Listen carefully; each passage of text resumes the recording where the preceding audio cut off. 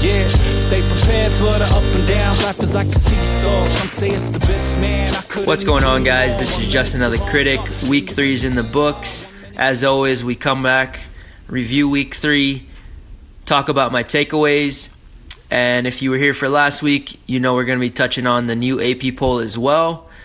And yeah, Week 3 was crazy. Friday to the 13th weekend, which really showed with the amount of upsets that we saw. We saw Michigan State get upset, Maryland get upset, USC get upset, and even a handful of unranked teams put themselves in positions that they probably otherwise shouldn't have been in, right? For example, Virginia Tech struggled heavily versus Furman. Probably should have lost that game. Unlucky call on the onside kick from the referee. A bunch of BS, honestly. And then we saw Georgia Southern, who nearly upset Minnesota. Minnesota squeaked one out again on the last possession of the game. And so this is 3 weeks in a row for Minnesota, nearly getting upset and losing to a lesser opponent. Crazy enough, those were 2 of my picks. 2 out of the 3 picks I had for my upset alert. It was Furman versus Virginia Tech and Georgia Southern versus Minnesota. And those nearly hit. And so quickly want to talk about the 3 teams that got dropped from the rankings. First one being Michigan State. They were ranked at 18th. Lost to Arizona State at home. And really, this was one of the games that I talked about as my notable games. And I just thought they were going to take care of business at home against ASU. An ASU team that looked really poor all season long. And they haven't played anybody yet. I think it was Kent State first and then Sacramento State second, something like that. And they struggled. They struggled in those games. I expected Michigan State to completely obliterate them based on the way they had played a week prior versus Western Michigan in a 51-17 win. And so I thought, the offense had figured it out. They're getting it together. And we're going to see a great product from Michigan State at home. They can't lose, right? They're at home. And then I see the score, at halftime. It's like 3-0 or something like that. I'm like, what the hell is going on over there? Michigan State should have this in the bag. I don't understand how they struggled because I've been watching ASU. I've got a friend that, works at ASU and he's real close to that team. And so he's been letting me know, some of the things in there, they're not really as strong as they've been in the past years. And so just seeing Michigan State struggle with ASU is wildly surprising. And just overall, we don't know what this team is right now. We know their defense is solid as hell, but we expected their offense to be back to, the standard that we saw from Lewerke in his sophomore year. And so it's like, what's going on here, guys? What's going on? You're making the Big Ten look bad. I can rant about this on and on, but yeah, was surprised by that loss by Michigan State to ASU at home. Ridiculous. But Michigan State's probably going to somehow find their way to pulling off an upset, right? Because that's just kind of what they do. Anyway, moving along. Another Big Ten team, Maryland, who was averaging 71 points a game through their first 2 games. We just saw their offense go blank on Saturday when they took on Temple. In Temple, to be fair, Temple looked really good and looked like they had prepared very well for Maryland. I don't know what was going on. Josh Jackson, I feel like he was flustered in his first away game. He just was not putting the ball where it needed to be. Throwing too high, too low, behind. It was just a very poor day from Josh Jackson, along with the coaching. The offensive coordinator, or whoever's calling the plays, which I believe is Mike Loxley, the head coach. It was just a lot of the same concepts, a lot of the same stuff. Pretty much RPOs, mesh point type stuff where he pulls the draw or he gives the draw. But they ran that same play like nearly 3 times in a row on one drive. And I was like, what are you doing? What are you doing? I just didn't understand it. I don't know, because this week has been so wild and we saw so many upsets, it's hard for me to really get a solid gauge on whether these teams really just are that bad and struggled versus these bad teams, or was it just one of those weeks where it was just one of those crazy weeks, which is what it's looking like because of how many teams, got upset and how many teams put themselves in such poor positions, in barely squeaking out some wins. So hard to say, but Maryland completely disappeared in week 3, and so I don't know what we're gonna see from them. I do want to say that Josh Jackson was very poor, and if there was anyone to point a finger at, a lot of it's gonna go towards him because he missed a lot of throws, and he could have just been a whole lot better overall, as well as the coaching staff. And so, with that being said, we have the USC, right? USC was ranked 24. They just got bounced from the rankings. They took on BYU. And so, in that game, I had USC winning, I think it was 31-23. And everything looked good. It looked like my score prediction was going to play out pretty close. And then, they went to overtime. And then just a very unlucky interception. But again, it's just been one of those weeks. And so I did talk about how I was sold on Zach Wilson from BYU. I still think he's going to be really good, but USC just really put themselves in some bad positions, based on some mistakes, some blown coverages, and pretty much gave that game away. But it's always tough to go into enemy territory, like I talked about. That was the one thing that I was sketched out about. Caden Slovis going into his first away game, ended up throwing 3 interceptions, and so it's something that he's going to have to build upon and grow from, right? If we're going to see him end up continuing to be QB1 for that USC team. I think he has a lot of potential, but that's just one of those games that was inevitable for him. And so now that he's got it under his belt and out of the way, hopefully he can move on from that and become better. But yeah, USC got bounced out by BYU. Not so much surprised by that game because I knew it would be close, especially BYU playing at home. And so it played out the way it played out. Got a lot of angry USC fans, USC friend fans that I've got. They were not happy with that result. But hey, that's college football. Now let's hop into the AP Top 25. Going into Week 4, at number 25, we have TCU, who just beat Purdue on the road. Final score was 34-13. I'm going to have to go back and review that tape, but it's hard to really say, whether or not TCU is a real deal. Purdue is missing their starting quarterback, a few wide receivers, and 2 of their star guys on defense. I believe it was their linebacker and defensive tackle.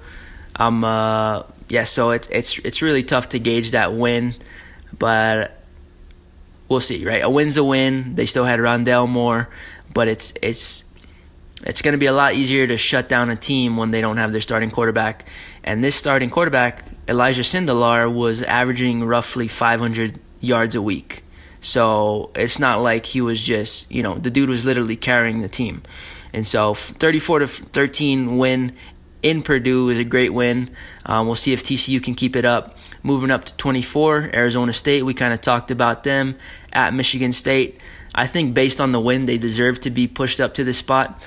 But do I think they're a top 24, top 25 team? Not at all. I think they're going to get exposed as the season goes along.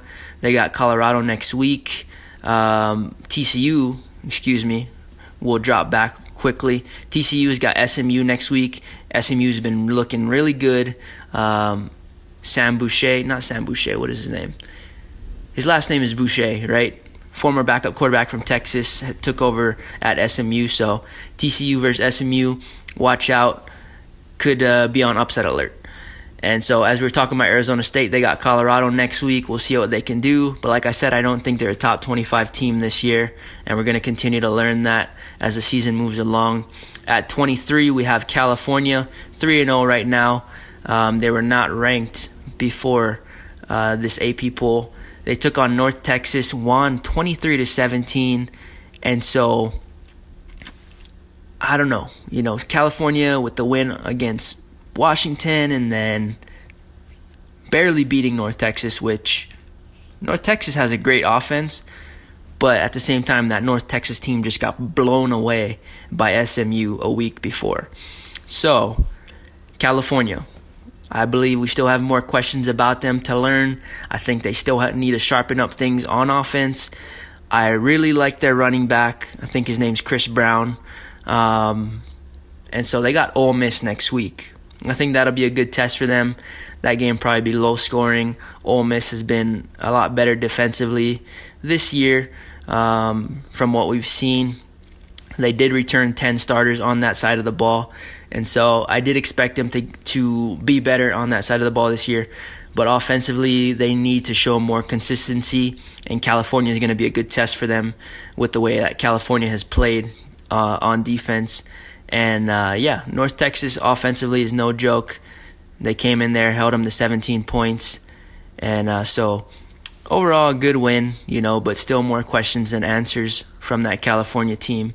At 22, we've got Washington, who took on Hawaii and blew them out 52-20. I think it was 38-3 at the half, something like that, and which was expected. Of course, Washington coming off that loss, they're going to want to put on a statement game. And Hawaii was the perfect rebound game. Final score was 52-20. Next week, they're going to go to BYU, and I expect them to put on a similar showing in beating up on BYU. BYU coming off of that USC game, feeling super high about themselves. I think they're about to be brought back down to earth. And so, at 21, we've got Virginia. Finally, Virginia was brought into the fold. 21, 3-0, just beat Florida State 31-24 at home, which they were expected to do with the way that Florida State is playing right now. I'm liking what I'm seeing from this Virginia team. They've played really well overall defensively, and it seems like they're getting more consistent on offense as the season's gone along. Next week, they're going to take on Old Dominion, where they're a heavy favorite. I believe the spread is about 30 right now. And so I expect them to win that game. No problems, no questions asked. And so I wouldn't be surprised if they hold on to that 21 spot coming out of week 4. Moving up to the 20th ranked team in the nation, we've got Boise State. They moved up 2 spots, and they beat up on Portland State 45-10 in their week 3 matchup. Next week, they're taking on Air Force. Boise State's looking good so far. And with all the young guys that they've got right now, if their season continues to go the way that it's going, by the end of the year, they're going to be one of the more dangerous teams in the country, because right now they're not playing with a lot of experience, especially on offense.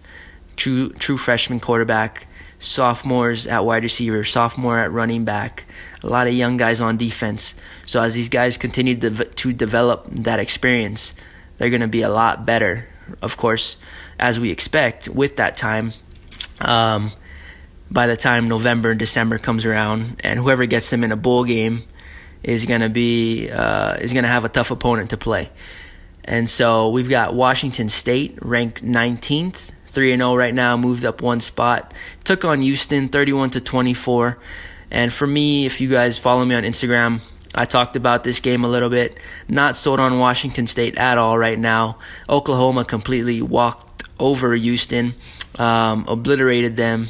There was never a doubt who was going to win that game. But here, Washington State versus Houston, especially with the amount of mistakes Houston had made in this game, and just losing by 1 touchdown, right? I do think, Mike Leach has a great system, and his air raid attack I don't think it's unstoppable, but I think it's very, It's really good, and it's hard to stop. But Houston just didn't have the personnel for that. They really just got beat over the top on a couple occasions. And so if you can keep everything in front of you versus Washington State, which I think a lot of teams in conference are going to, push to do, I think those teams will find success versus Washington State. Not to say that Washington State doesn't have a good team. I just wasn't very impressed by this performance against Houston, who we know has one of the worst defenses in the nation. And so we'll see what they can do as the season continues along. They got another weak opponent next week. They're going to be taking on UCLA. And so I don't think we're going to learn much from that game either until they actually get into the meat of their schedule and play somebody. So they got UCLA next week. We'll see what they can do as the season moves along. Moving up to 18, we have Iowa. Iowa 3-0, coming off a squeaky win against Iowa State. Got very lucky at the end and fortunate. They punted it. Iowa State defender ran into his punt returner. Ball bounced off of his back. Iowa recovered, locked in the dub. It was done. So they got a bye going into next week. That was just a rivalry game, right? So it was going to be gritty. It was going to be ugly, very low scoring, and that's what we got. I think Iowa's a good team, but I'm not sold that they're going to be competing for the Big Ten West at this point. And so they get a bye, and then we'll see them again in Week 5. Moving up to 17, we have Texas A&M. 2-1 after the loss to Clemson. Took on a Lamar team. Blew them out 62-3. And so not much to take away from that game. Basically blew out a team they should have blew out. And then they'll be taking on Auburn at home. Auburn at home. Number 8 Auburn. And that's a matchup I'm definitely going to be covering in my predictions. And so, yeah. Not much to take away from 17 A&M taking on Lamar. Another good performance as expected when taking on a team as such. Moving up to 16, Oregon, 2-1. Took on Montana, beat them 35-3. Next week they'll be at Stanford, where I believe they're going to be looking to put on a big statement because, like I've said, these Pac-12 teams need to put on a statement every single week, especially if you've gotten one loss, right? One loss on your schedule. You've got to be looking to blow out every single team on your schedule if you want to, put yourself in the talks at the end of the year for that, 4th position, which I think they would be pushing for. And so they got Stanford next week. They actually dropped the spot from 15 to 16. Not sure how that happened, but hey, that's how the AP poll works sometimes. And so, yeah, they took on Montana. Got Stanford next week. I think they'll put on a strong performance, but we'll talk about that when we get to my predictions later in the week. Moving up to 15, UCF, 3-0, moved up 2 spots from 17 to 15. Absolutely destroyed Stanford, right? Put up 38 on them. I believe it was in the first half. And they just looked really strong overall. True freshman quarterback, Dylan Gabriel, another Hawaii slinger, left-handed guy. They've got a great set of receivers, great set of skilled position guys at UCF. That's no surprise. A lot of speed. And the big question for me was seeing how this defense looked in this Week 3 performance versus their best opponent they've seen yet, arguably. And so they looked really good. But they allowed, 27 to finish out the game. But with that, I believe it's, just some rotating in some younger guys because the game was already basically won. And so final score is 45-27 versus Stanford. They got Pitt next week. Last year they obliterated Pitt. I believe the final score was 45-14. But I wouldn't sleep on this game just yet. Pitt at home, always dangerous. Always looking to pull an upset, but if UCF can pull this one out, I think they're going to be smooth sailing for a couple more weeks until they run into Houston and Cincinnati. Moving up, tied at 13, we have Penn State and Wisconsin. Penn State took on Pittsburgh. just squeezed it out at home, beating Pittsburgh 17-10. And so Penn State's going to be going into a bye week. Looked a bit inconsistent. Defense is very strong, athletic, fast. Offensively, I still had question marks about Sean Clifford, and those weren't answered in week 3. And so we'll see if he can continue to get better. He's definitely got some speed. He's definitely athletic, but he's no Trace McSorley. And so we'll see what they can do as the season continues along. We'll see them back in action in week 5. At number 13, we have Wisconsin coming off a bye week. And so they're going into week 4 taking on Michigan at home. That's going to be a big game. Definitely one of the games I'll be talking about in my predictions. Excited for that one. But yeah, nothing much to talk about there. Going up to number 12, we have Texas, who hung on to that 12 spot. They played Rice, beat them 48-13 as expected. Next week they take on a big challenge versus Oklahoma State. I expect that to be a big shootout game. And again, I'll be talking about that in my predictions. Up at 11, we have Michigan. Michigan also had a bye. And as you already know, they'll be taking on Wisconsin at Wisconsin, Camp Randall, Madison. It's going to be, I believe that's going to be an early morning game. 10 a.m. Mountain Standard, 9 a.m. Pacific Standard Time. And so, we're starting off the day right, is what I'm trying to say. Right off the bat, morning. I don't know how that's not a primetime game, but hey, I'm glad we got it early. And it's going to be a great one. We'll talk about it in my predictions. Number 10, we have Utah. Moved up one spot, replaced Michigan, beat Idaho State 31-0. Still not sold on this Utah team. I do like their defense. Offense is basically built on the back of Zach Moss.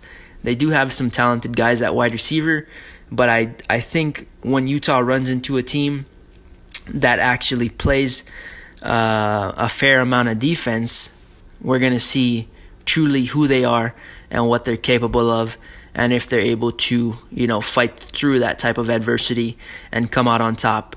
And we're going to get a good idea of if they are the 10th ranked team in the nation when they take on USC next week in Southern California. So it's going to be at USC. The Trojans coming off a loss versus BYU. We'll see if they can bounce back and get this win over Utah at home. I think that one's going to be a lot closer than many people are thinking at the moment.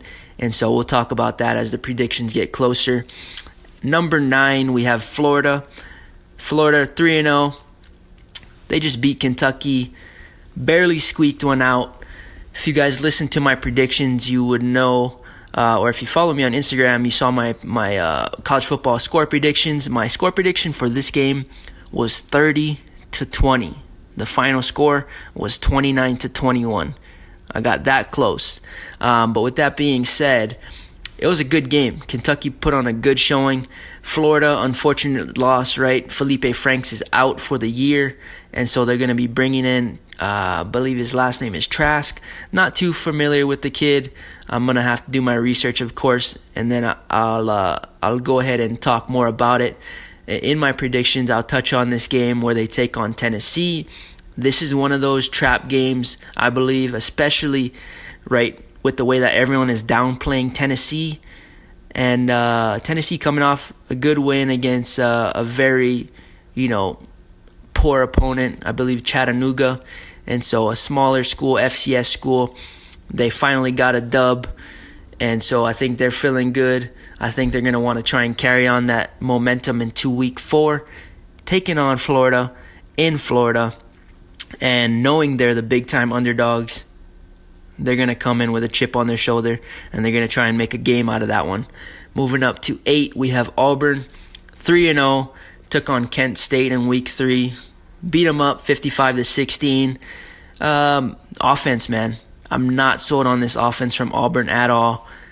They really, really need to sharpen up very quickly, especially next week. It's gonna be a close one. I wouldn't be surprised if Texas A&M wins this game. I'm gonna cover that. I'll get into the predictions, like I've been saying. But this game, do not count Texas A&M out. Auburn still is not looking very sharp on offense. Not sold on that offense yet. I still think Bo Nix has the potential, but they just don't look like the team that they need to be right now, taking on a team like Texas A&M. And it's going to be in Texas A&M. So, with that being said, great matchup. Excited to cover that one. Moving up to 7, Notre Dame 2-0, took on New Mexico. Got the dub 66-14. Just too dominant up front with the big O-line, dominant at the line of scrimmage, and New Mexico isn't a very good team. So Notre Dame did their thing as expected, 66-14. Not sold at all on Ian Book. This game coming up this week. Game of the week. Easily game of the week. I think this is going to be college game day. We got Notre Dame at Georgia. Number 3, Georgia. Whew. We're going to get all our questions answered for both teams in this matchup. We're going to find out who Ian Book is as a quarterback. We're going to find out who Georgia is as a team this year. But Georgia hasn't shown us anything to doubt them. Notre Dame has. And that's where our questions have come. And so great matchup. Excited to talk about that one in my predictions. But yeah, we'll continue along. At number 6, we have Ohio State 3-0. Indiana at Indiana. They beat them up 51-10. My final score on that was 45-17. Another close prediction. And so, yeah, man, they looked really good. Really sharp. Defense is a lot better looking than a year ago. But yeah, impressed with J.K. Dobbins and Justin Fields. Everybody looked good. Pretty much all units, and they looked good in all phases of the game, is what I'm trying to say. They got Miami, Ohio next week at home, and so they're probably going to go ahead and do their thing, put the game out of hand pretty early, put in some subs, get some reps going for the guys. And so not much to talk more about Ohio State. I think they deserve that spot at 6, and we'll keep them there for now.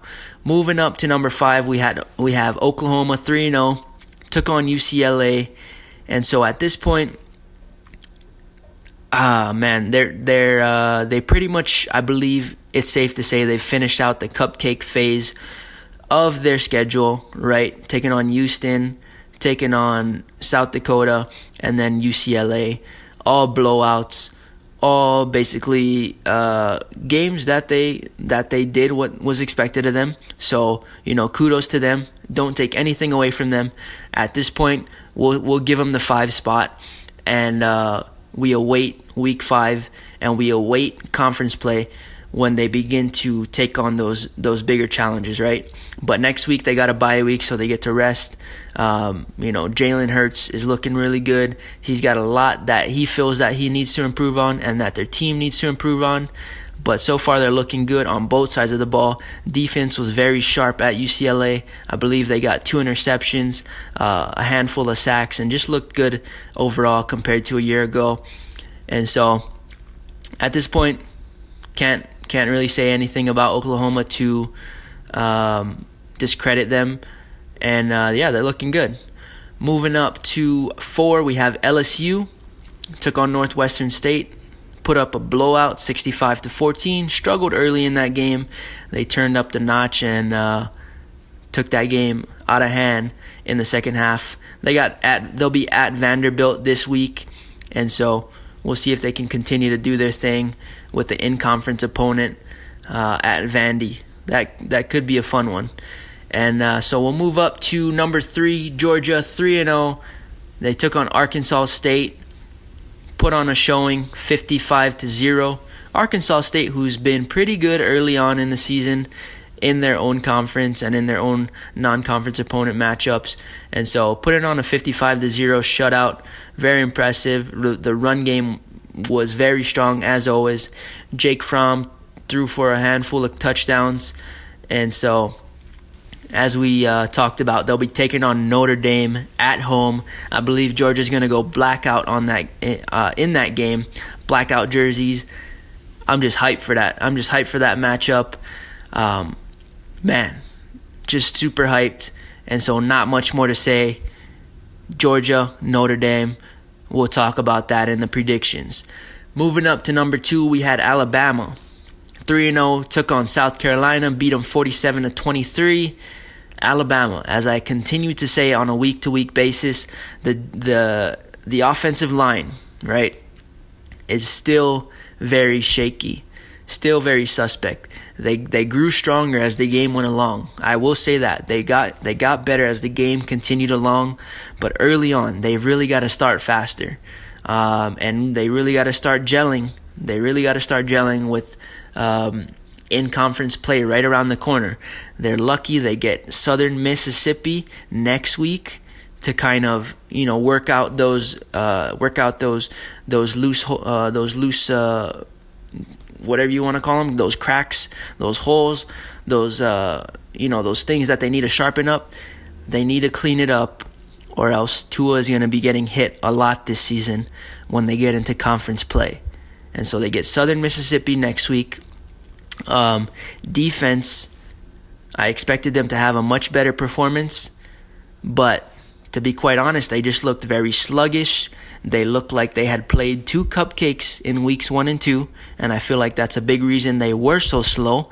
They weren't reacting as fast because they weren't used to playing as fast, right, with the level of opponents they had been playing.